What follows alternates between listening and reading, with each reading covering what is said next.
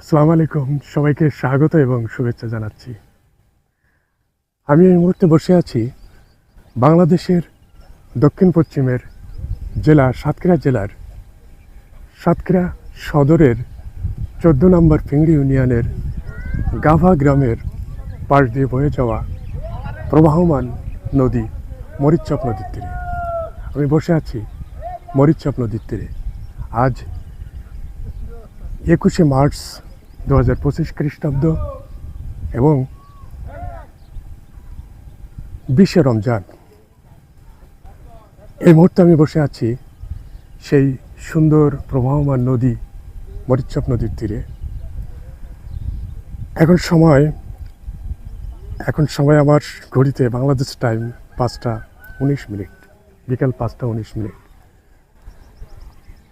আপনারা দেখতে পাচ্ছেন সেই নদীর একটি ব্রিজ, কাঠের ব্রিজ দেখতে পাচ্ছেন। তো একটু জেনে নেওয়া যাক এই জায়গার সম্পর্কে। সবাই দেখতে থাকুন ভিডিওটি।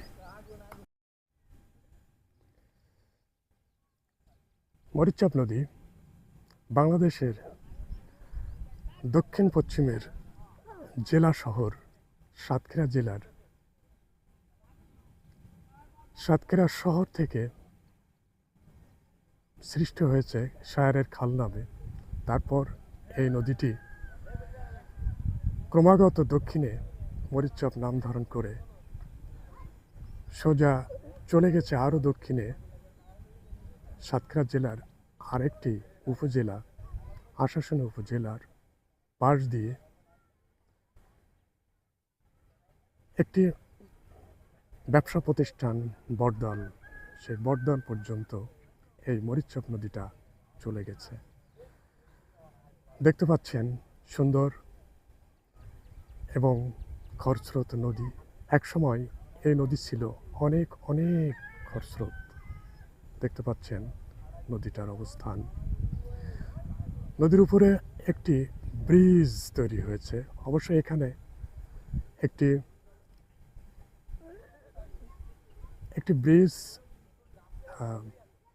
ঢালাই ব্রিজ ছিল, কিন্তু এই নদীটা খননের কারণে সেই ব্রিজটা নষ্ট হয়ে যাওয়ার পরে এই কাঠের ব্রিজটি তৈরি করা হয়েছে। আপনারা দেখতে পাচ্ছেন সেই কাঠের ব্রিজের কাঠামো। মূলত এই নদীটা দুইটা উপজেলাকে সংযুক্ত করেছে। আমি দাঁড়িয়ে আছি এই নদীর পূর্ব পাড়ে গাভা গ্রাম, অর্থাৎ সাতক্ষীরা সদর উপজেলা, এবং এই নদীটির অন্য পাড়ে অর্থাৎ পশ্চিম পাশে যে গ্রামটা আপনারা দেখতে পাচ্ছেন, এই গ্রামটার নাম হিজলডাঙ্গা। এই গ্রামটি সাতক্ষীরা জেলার আরেকটি উপজেলা দেবাটা উপজেলার 1 নম্বর কুলিয়া ইউনিয়নের একটি গ্রাম। দেখতে পাচ্ছেন সেই হিজলডাঙ্গা গ্রামের অবস্থান। হিজলডাঙ্গা গ্রাম প্রায় 200 পরিবারের বসবাসের স্থল। এখানে অধিকাংশ মানুষ হিন্দু সম্প্রদায়ের। এই গ্রামের ছেলেমেয়েরা প্রাইমারি স্কুল পার করে চলে আসে গাভা গ্রামের একটি হাই স্কুল, গাভা একেএম আদর্শ মাধ্যমিক বিদ্যালয়ে লেখাপড়ার জন্য চলে আসে এই নদী পার হয়ে। তো বুঝতে পাচ্ছেন এই নদী এবং এই ব্রিজের গুরুত্ব কতটুকু।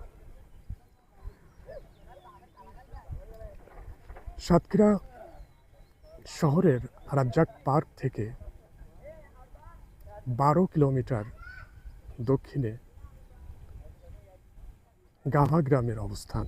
সেই গ্রামের যে সাতক্ষীরা এবং ব্যাগদহা রাস্তা চলে গেছে, মূল রাস্তা থেকে প্রায় আধা কিলোমিটার পশ্চিমে আসলেই এই সুন্দর নদীর অবস্থান দেখা যাবে। এখন দেখতে পাচ্ছেন আপনারা নদীটার দক্ষিণ দিক চলে গেছে আশাশুনি উপজেলার। এরপর সেখান থেকে খোলপেটুয়া নদী হয়ে চলে গেছে সুন্দরবনের, তারপর বঙ্গোপসাগরে এই নদীটি মিশে গেছে। 30 থেকে 32 বছর আগে এই নদীটি ছিল অনেক প্রবাহমান খরস্রোত নদী,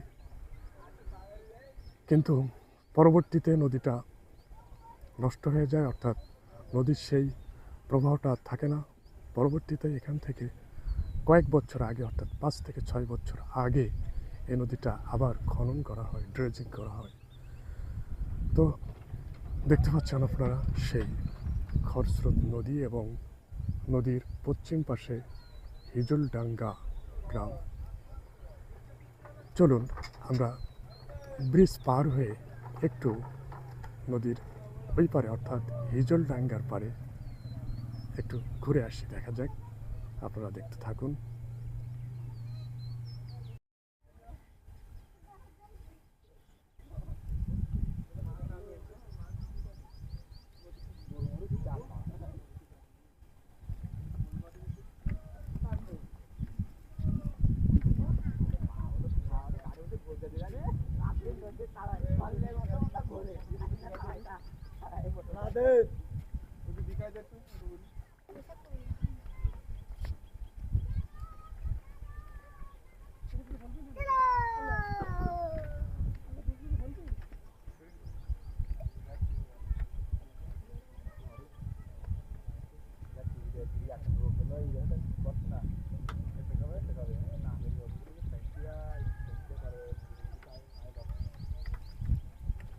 লোক মরে যাচ্ছে, তা বসে না।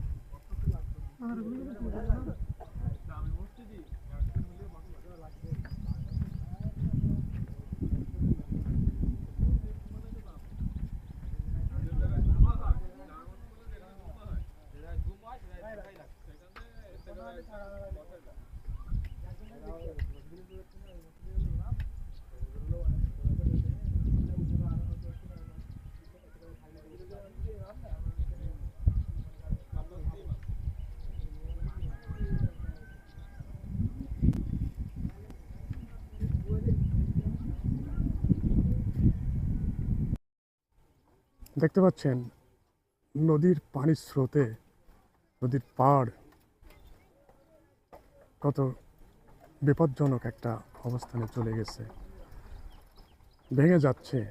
আর এই জায়গাটা ভেঙে যাওয়া মানে এই ব্রিজটার ক্ষতি, এটা বোঝাই যাচ্ছে। এই ব্রিজটা কাঠ এবং বাঁশ দিয়ে মূলত তৈরি করা হয়েছে।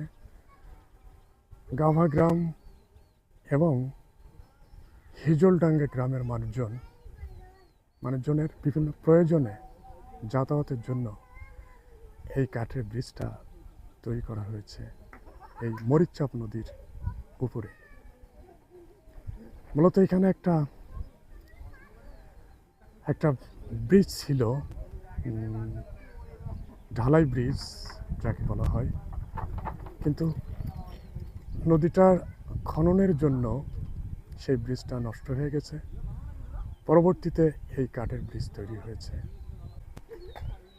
হিজলডাঙ্গা গ্রামের লোকজন, জনসাধারণ এই ব্রিজটার মাধ্যমেই তারা তাদের প্রয়োজনীয় সকল কাজকর্ম করে থাকে, অর্থাৎ যোগাযোগের মাধ্যম এই ব্রিজ।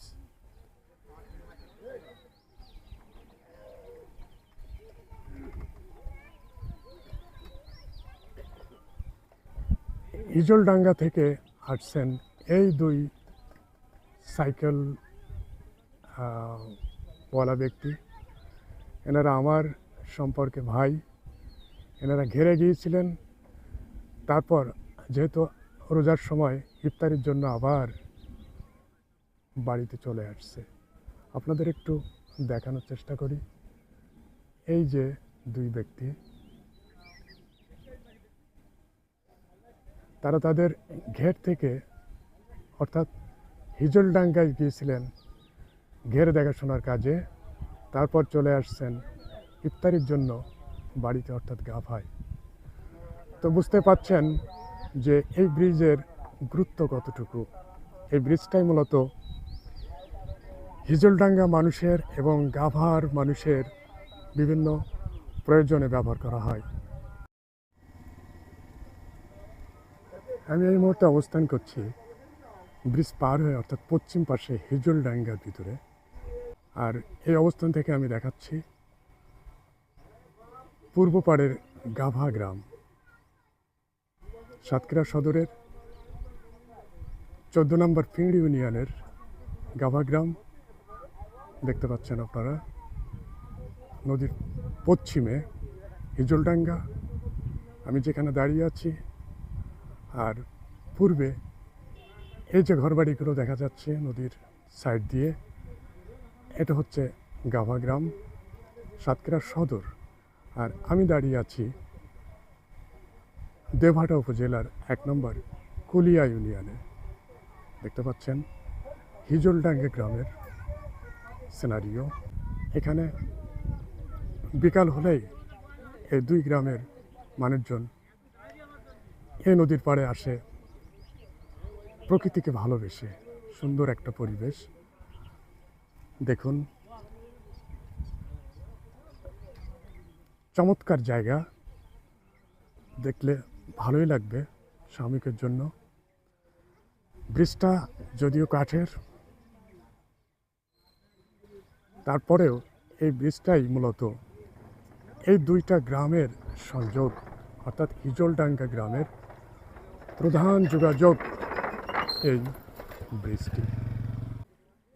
এই হিজলডাঙ্গার যে ছেলেমেয়েরা যারা স্কুলে লেখাপড়া করে, প্রাইমারি স্কুল পার হয়ে হাই স্কুলে যাওয়ার জন্য মূলত তারা এই ব্রিজ পার হয়েই গাভা গ্রামের যে স্কুল আছে, গাভা একেএম আদর্শ মাধ্যমিক বিদ্যালয়, সেই স্কুলেই তারা লেখাপড়ার জন্য চলে যায় এই ব্রিজটা পার হয়ে। তাহলে নিশ্চয়ই বুঝতে পারছেন ব্রিজটার গুরুত্ব কত বেশি।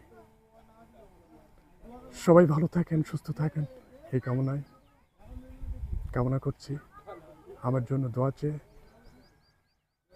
আপাতত বিদায় জানাচ্ছি। আসসালামু আলাইকুম।